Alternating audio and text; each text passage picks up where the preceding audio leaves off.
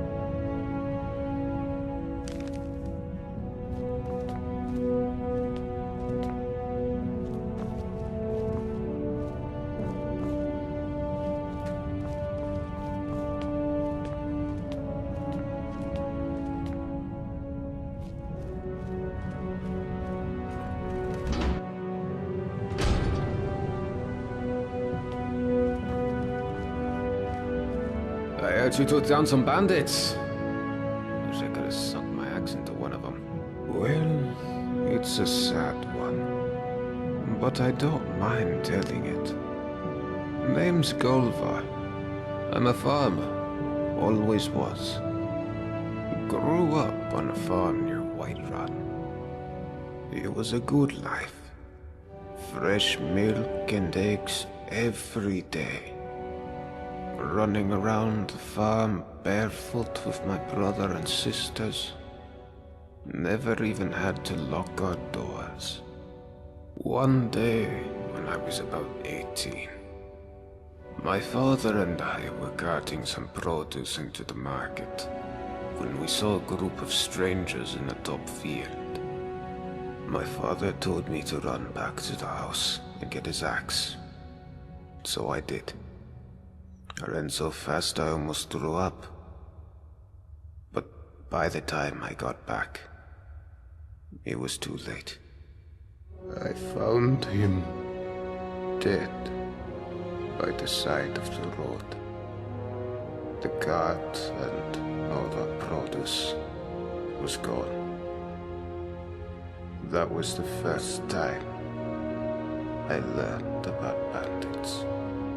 My mother passed soon after, and I took over the farm. Now I'm as good a farmer as any, and better than most, but things went downhill from there. The raiding started before long. I'd come outside at dawn and find a few chickens missing. Next it was a cow, then 2 cows. That was the first time in 5 generations my family started locking its doors at night. We knew the guards from Whiterun weren't going to help us. One night, when we had nothing left to steal, there was a knock at the door. I knew who it was and what they wanted. I took my father's axe and pulled the door open real quick. Before he knew it, that bandit had my father's axe right down the middle of his skull. But there were more of them. I never saw how many, because the next thing I knew I was waking up with a mouth full of dirt and lungs full of smoke. My home was burned to rubble. My family slaughtered like cattle. And they left me alive to see what they'd done. It still burns whenever I think about it. Well, at least I got one of the bastards. Cleaved that grin of his right in half. Sometimes it helps me get to sleep at night.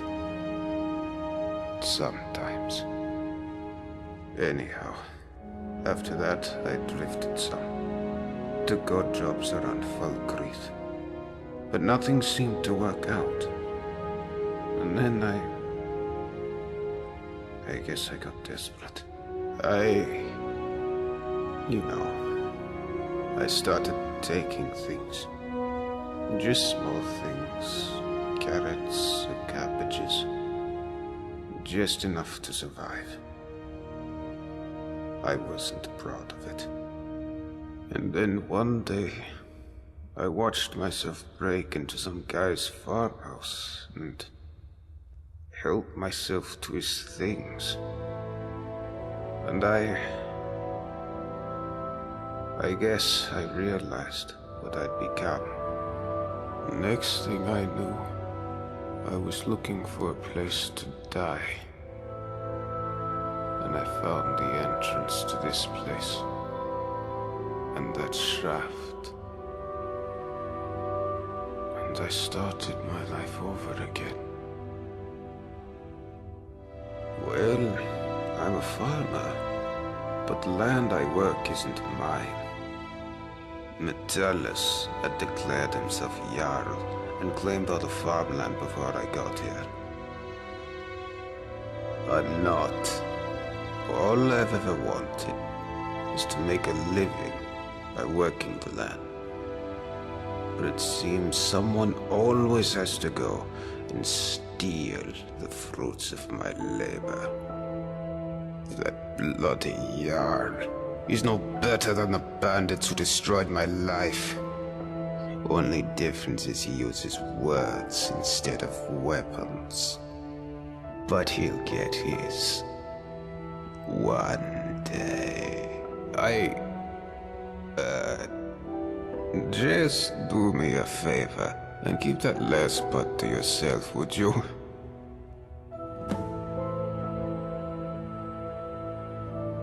Don't know why you're asking me.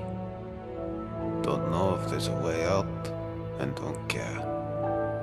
This is my home now. Not even a dozen bandits could drive me away. Fair enough. See you around.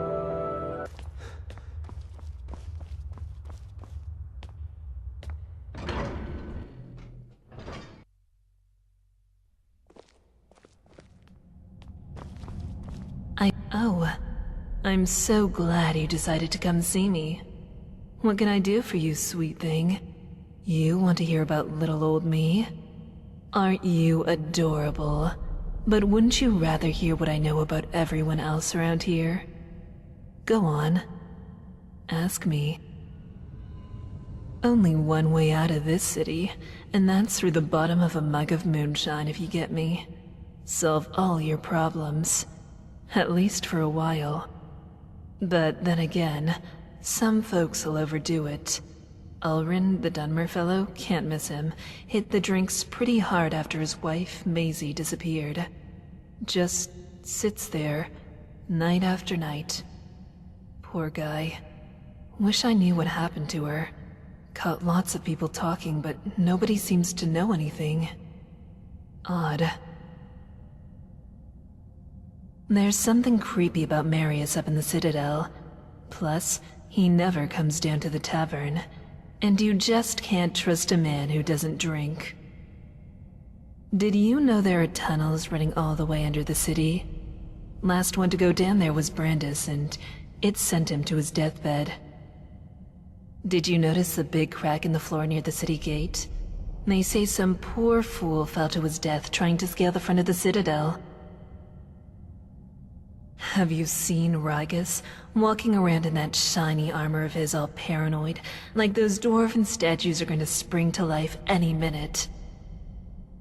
Nobody here locks their door, except the Jarl. I hear there's a locked room on the top floor of the Citadel, but nobody's seen what's inside. Did you know that beautiful palace above the lake is sealed? Brawl says the last person to go in there locked it behind him. I wonder what's in there. Take a good look. See anything you like?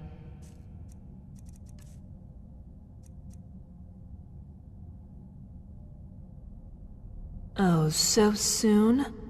Well, You know where to find me, honey.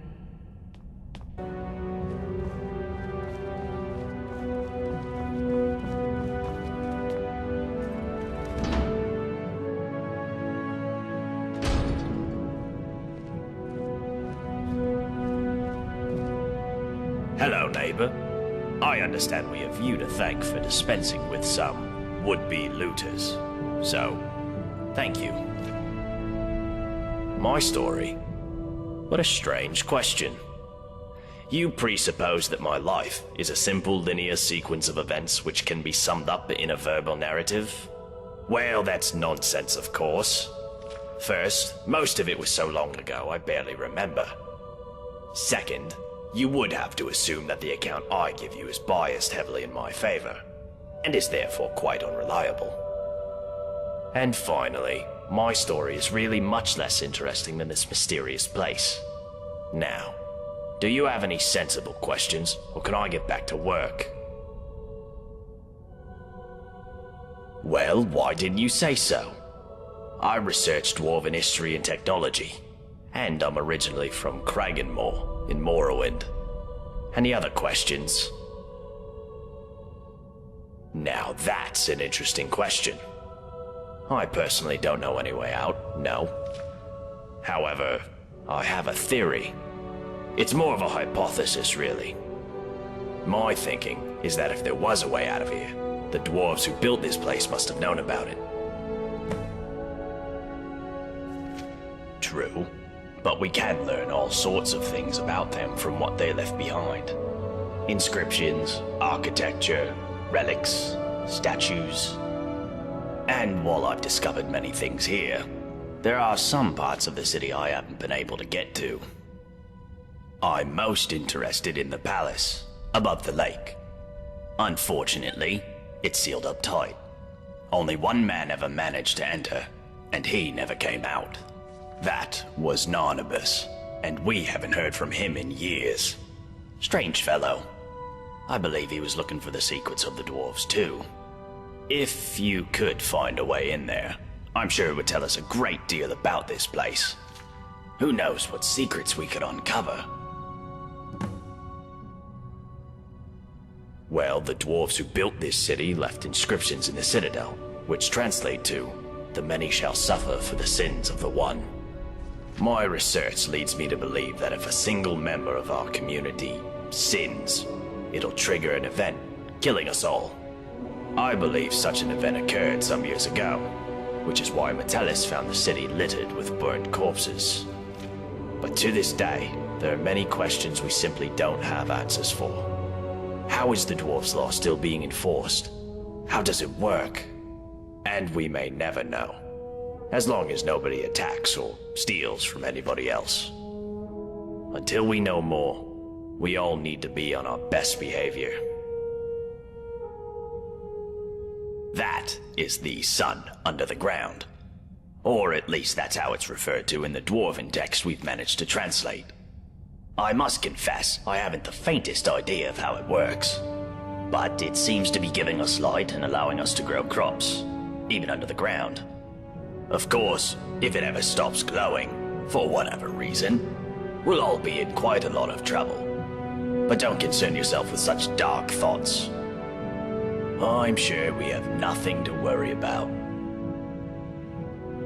Time travel. You know, as it happens, I do. It was a great obsession of mine for years after my wife passed. I thought if I could go back, I gave up on that idea a long time ago. But recently the Jarl has asked to see my research notes. How strange that you should now take an interest too. Can I ask what the nature of your interest is in this unusual subject? I don't quite know what to say to that. How can I put this charitably? Perhaps you're tired and emotional and need some rest. But I always enjoy discussing my theories with a receptive mind, so I'll humor you. What did you want to ask?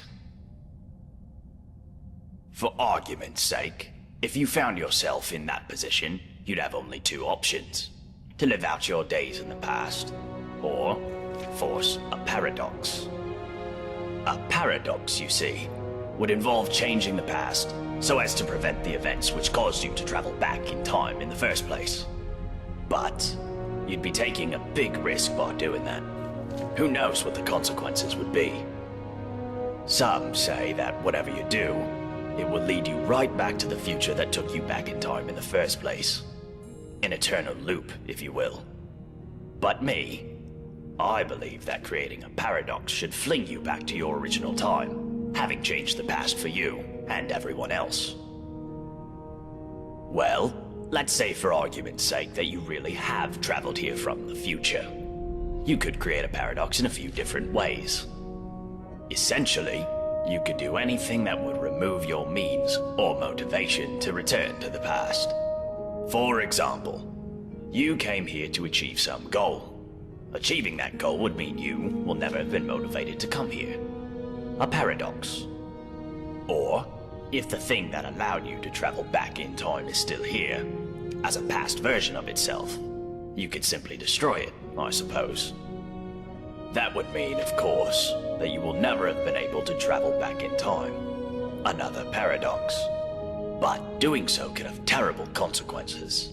But if you really are from the future, as unlikely as that is, telling me or anybody else what happens next could have disastrous consequences too. I think it's best if we talk about something else. Very well. Come back if you think of any questions about something you discover.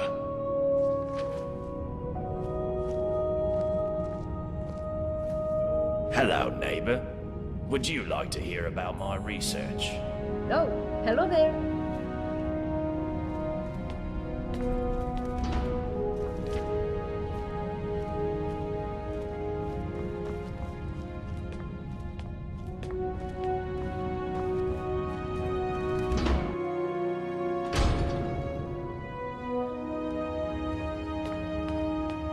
Hello, neighbor. Made any exciting new discoveries?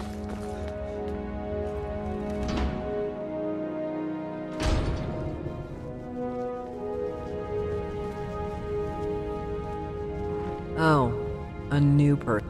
So you're the one who killed all those people. Did it make you feel like a big hero? Have you asked yourself who's gonna clean up all your... I'm Lukey. I'm what passes for an alchemist and healer around here. I'll be honest, I don't much care for dealing with people, or healing them, but I wouldn't trust anyone else around here with the responsibility, and I guess somebody's gotta do it, right? Oh, don't get me wrong, it's not that I don't like my neighbors. I don't like anyone. Stupid, untrustworthy, selfish, ugly creatures we humans are. But you know what? At least down here, people are on their best behavior most of the time, what with the dwarves' law and all. I mean, people are still bastards, but at least they have to be discreet about it. Nobody's openly violent, and nobody's ever stolen anything from me. There isn't one. This place is like a firefly trap. One way in, no way out. Could be worse, though. You could be living in bloody Skyrim. Ah, yes. Poor Brandis. I've been doing my best to keep the poor fool alive. What of him? He came here with his partner, full of big talk about how Stendar sent them to purge some great evil from beneath the city. Now, none of us know exactly what's down there.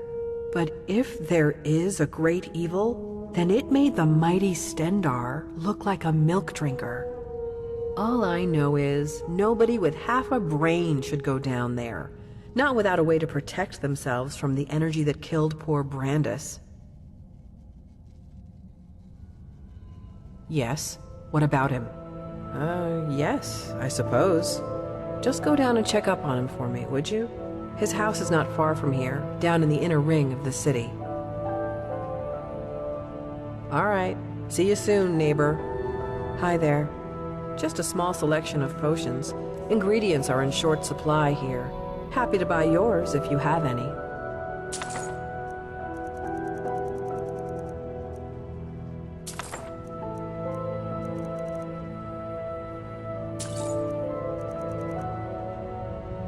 fine.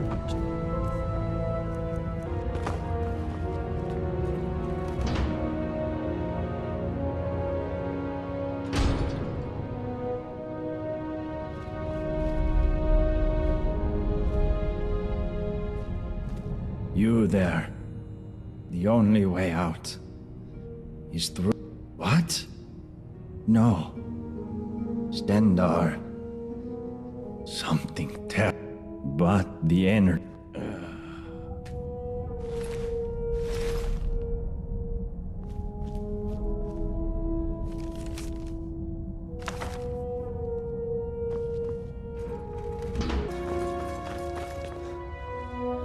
Miranda told me you cut down those looters before they breached the city gates. I'm Habik. I live out back with my wife, Miranda. We used to live in solitude, but, we had to leave. Found this place by accident, like most. The Jarl needed someone to mind the store. So I volunteered. Doesn't make any money, of course. Not enough customers. The Jarl says he likes to keep us busy and out of trouble. But of course, he and all his cronies in the Citadel never seem to lift a finger. Our son was working at my stables outside the city. He was alone when he had a visit from some Imperial, a cousin of the High King. This Imperial thought he'd just take one of the horses as a tithe. Guess he didn't think a 12-year-old boy was going to stop him. But Limar wouldn't stand for it. And as the thief rode off, my son managed to shoot an arrow into his shoulder. But I wasn't there at the time. I came back from the market to find my son's body, trampled in the dirt. It was... I can't begin to describe it. I was shattered. I went straight to Torig's court and demanded justice. But I guess that word doesn't mean much to an Imperial. Instead, he seized my stables and told me if I ever set foot in Solitude again, my wife and I would end up the same way as Limar. So we left.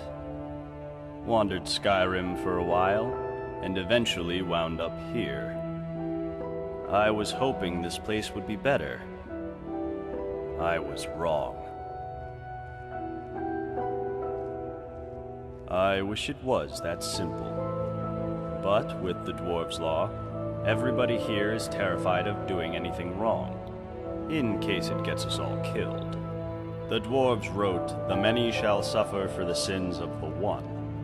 But we don't know what they meant by sin. Theft. Violence, probably. But maybe they meant all sorts of things, like dishonesty or disobedience to the Jarl. That's what Metellus would like us to think, anyway. So I could ignore his orders. Sure. I could even lead an uprising against him. Gods know most of us are sick of him. But I'd be risking the lives of everyone here, and I just don't want to be responsible for that. So here I am, running my shop. Could be worse.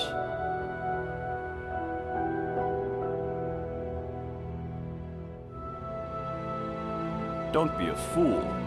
That sort of dangerous talk could get us all killed. If you don't believe me, go and talk to Broll. Dunmer fellow. Can't miss him. All right. No, I don't. But I'd wager that if anyone does know a way out, it's the Jarl. But of course, if he told anyone, he'd be ruling over an empty city. Ah, you saw my notice then. What about it? Thank you. The ring belonged to my son, Limar. He wore it everywhere. He told me it was a gift from a strange wood elf he met in the forest once. It was the only thing I had to remind me of him. but a while ago, I dropped it down the stairs in my shop, and it rolled under a door at the bottom. The trouble is, I've never been able to unlock the door, or work out what's down there. But I'm sure it's possible because I hear noises down there. So I'll bet that somebody, somewhere in the city, knows a way down there.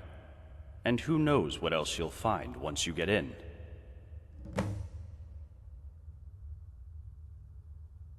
Yes? Have you found it? Oh. All right. All right. Thanks for stopping by.